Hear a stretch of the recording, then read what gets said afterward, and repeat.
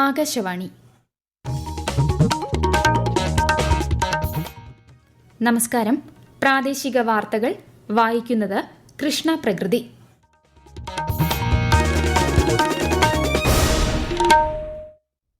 പ്രധാന വാർത്തകൾ.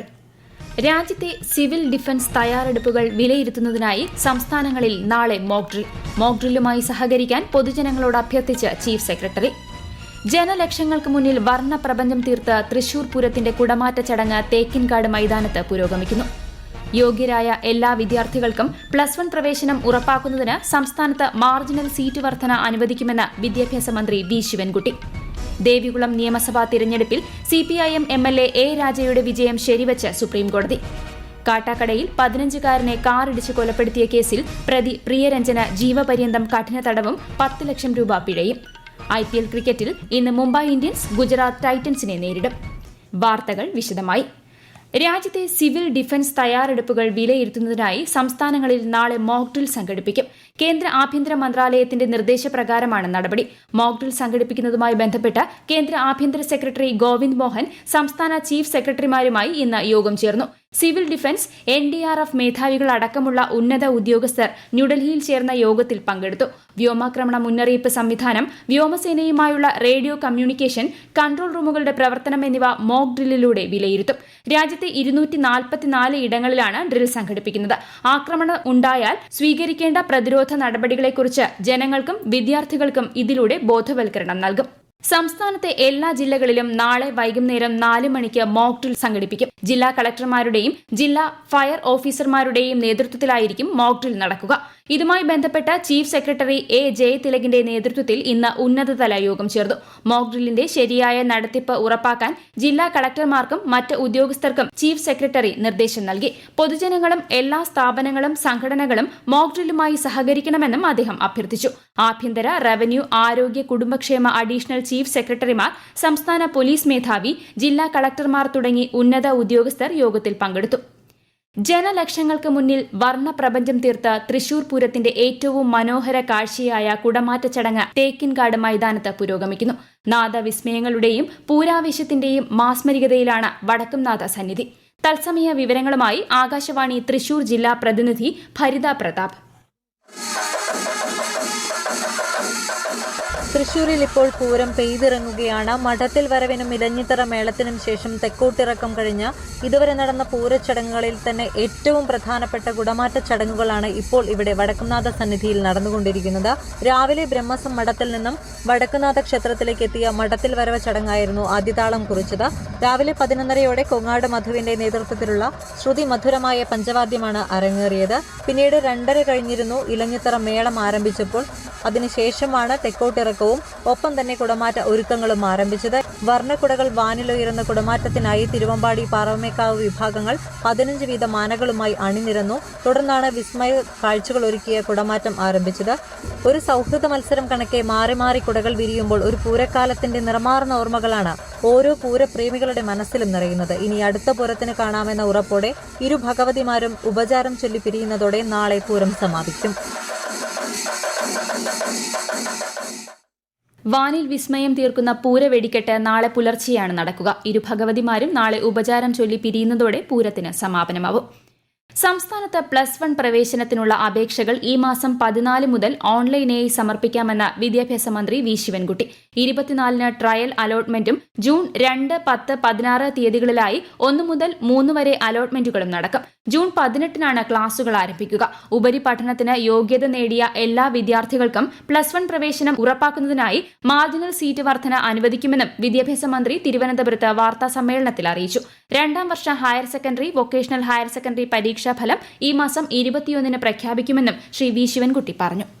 തിരുവനന്തപുരം, പാലക്കാട്, കോഴിക്കോട്, മലപ്പുറം, വയനാട്, കണ്ണൂർ, കാസർഗോഡ് എന്നീ ജില്ലകളിൽ എല്ലാ സർക്കാർ സ്കൂളുകളിലും 30% മാർജിൻ സീറ്റ് വർധന. തിരുവനന്തപുരം, പാലക്കാട്, കോഴിക്കോട്, മലപ്പുറം, വയനാട്, കണ്ണൂർ, കാസർഗോഡ് എന്നീ 7 ജില്ലകളിൽ എല്ലാ എയ്ഡഡ് സ്കൂളുകളിലും 20% മാർജിൻ സീറ്റ് വർധന. ആവശ്യപ്പെടുന്ന എയ്ഡഡ് സ്കൂളുകൾക്ക് 10% കൂടി മാർജിൻ സീറ്റ് വർധന. കൊല്ലം, എറണാകുളം, തൃശൂർ ജില്ലകളിൽ എല്ലാ സർക്കാർ എയ്ഡഡ് ഹയർ സെക്കൻഡറി സ്കൂളുകളിലും 20% മാർജിൻ സീറ്റ് വർധനവും. ആലപ്പുഴ ജില്ലയിലെ അമ്പലപ്പുഴ, ചേർത്തല താലൂക്കിലെ എല്ലാ സർക്കാർ എയ്ഡഡ് ഹയർ സെക്കൻഡറി സ്കൂളുകളിലും 20% മാർജിൻ സീറ്റ് വർധനവും. പത്തനംതിട്ട, കോട്ടയം, ഇടുക്കി എന്നീ ജില്ലകളിൽ മാർജിൻ സീറ്റ് വർധനവില്ല.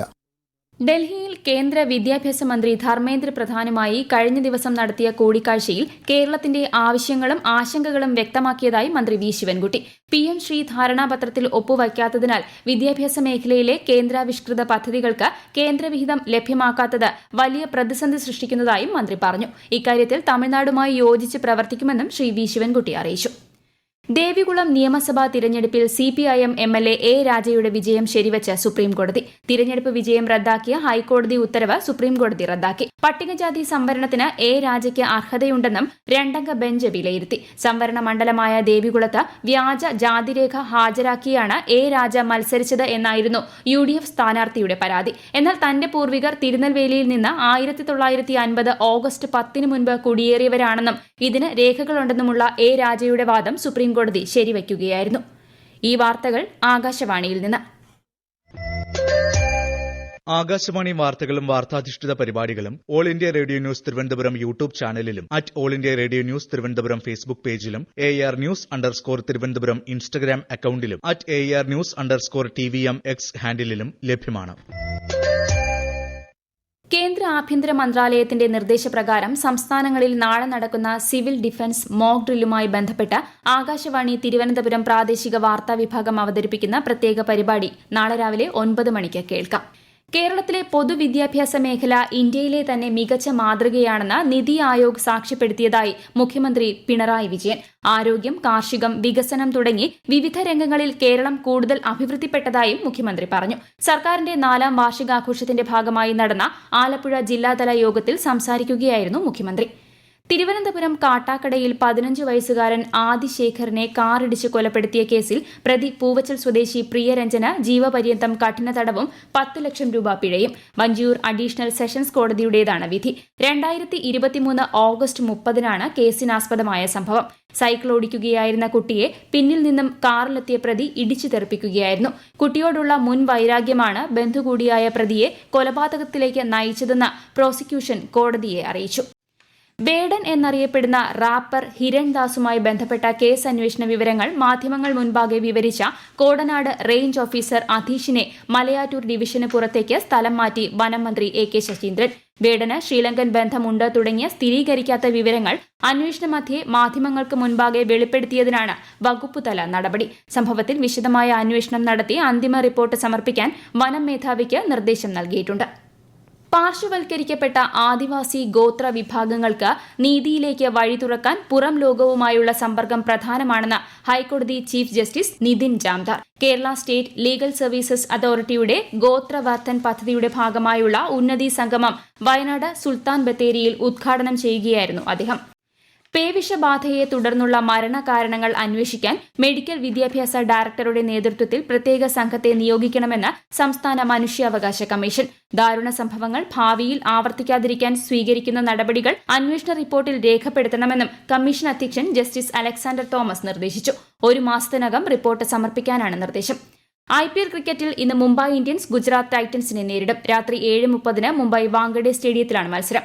പോയിന്റ് പട്ടികയിൽ മുംബൈ ഇന്ത്യൻസ് 3-ാമതും ഗുജറാത്ത് ടൈറ്റൻസ് 4-ാമതുമാണ്. രാജ്യത്തെ ഓഹരി വിപണികളിൽ നഷ്ടം. ബോംബെ ഓഹരി സൂചിക സെൻസെക്സ് 156 പോയിന്റ് നഷ്ടത്തിൽ 80,641-ലും ദേശീയ ഓഹരി സൂചിക നിഫ്റ്റി 82 പോയിന്റ് നഷ്ടത്തിൽ 24,380-ലും വ്യാപാരം അവസാനിപ്പിച്ചു. സ്വർണ്ണവിലയിൽ വർധന. പവന് 2,000 രൂപ വർദ്ധിച്ച് 72,200 രൂപയും ഗ്രാമിന് 9,025 രൂപയുമാണ് ഇന്നത്തെ വില. കാലവർഷം ഈ മാസം 13-ഓടുകൂടി തെക്കൻ ആൻഡമാൻ കടലിലും തെക്കൻ കിഴക്കൻ ബംഗാൾ ഉൾക്കടലിലും നിക്കോബാർ ദ്വീപ് സമൂഹങ്ങളുടെ ചില ഭാഗങ്ങളിലും എത്തിച്ചേരാൻ സാധ്യതയെന്ന് കേന്ദ്ര കാലാവസ്ഥാ വകുപ്പ്. സംസ്ഥാനത്തെ വിവിധ ജില്ലകളിൽ ഇന്ന് ഒറ്റപ്പെട്ട ഇടിമിന്നലോടുകൂടിയ മഴയ്ക്കും ശക്തമായ കാറ്റിനും സാധ്യതയെന്നും മുന്നറിയിപ്പ്. പ്രധാന വാർത്തകൾ വീണ്ടും. രാജ്യത്തെ സിവിൽ ഡിഫൻസ് തയ്യാറെടുപ്പുകൾ വിലയിരുത്തുന്നതിനായി സംസ്ഥാനങ്ങളിൽ നാളെ മോക്ക് ഡ്രില്ലുമായി സഹകരിക്കാൻ പൊതുജനങ്ങളോട് അഭ്യർത്ഥിച്ച ചീഫ് സെക്രട്ടറി. ജനലക്ഷങ്ങൾക്ക് മുന്നിൽ വർണ്ണപ്രപഞ്ചം തീർത്ത തൃശൂർ പൂരത്തിന്റെ കുടമാറ്റ ചടങ്ങ് തേക്കിൻകാട് മൈതാനത്ത് പുരോഗമിക്കുന്നു. യോഗ്യരായ എല്ലാ വിദ്യാർത്ഥികൾക്കും +1 പ്രവേശനം ഉറപ്പാക്കുന്നതിന് സംസ്ഥാനത്ത് മാർജിനൽ സീറ്റ് വർധന അനുവദിക്കുമെന്ന് വിദ്യാഭ്യാസ മന്ത്രി വി ശിവൻകുട്ടി. ദേവികുളം നിയമസഭാ തിരഞ്ഞെടുപ്പിൽ CPIM MLA A രാജയുടെ വിജയം ശരിവച്ച് സുപ്രീംകോടതി. കാട്ടാക്കടയിൽ 15-കാരനെ കാറിടിച്ച് കൊലപ്പെടുത്തിയ കേസിൽ പ്രതി പ്രിയരഞ്ജന് ജീവപര്യന്തം കഠിന തടവും 10 ലക്ഷം രൂപ പിഴയും. IPL ക്രിക്കറ്റിൽ ഇന്ന് മുംബൈ ഇന്ത്യൻസ് ഗുജറാത്ത് ടൈറ്റൻസിനെ നേരിടും. പ്രാദേശിക വാർത്തകൾ കഴിഞ്ഞു. അടുത്ത വാർത്താ പ്രക്ഷേപണം രാത്രി 7:25-ന്.